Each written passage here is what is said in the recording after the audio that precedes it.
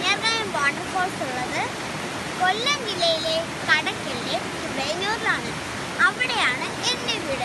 ഏക്കറോളമുള്ള ഒരു എണ്ണപ്പനത്തോട്ടത്തിൻ്റെ അകത്താണ് ഈ കന്യാർകായം വാട്ടർഫോൾസ് ഉള്ളത്. നിറച്ചും പാറകളും വെള്ളങ്ങളൊക്കെ നല്ല ബ്യൂട്ടിഫുള്ളായിട്ട് ഒഴുകുന്ന ഒരു സ്ഥലമാണ് ഇത്.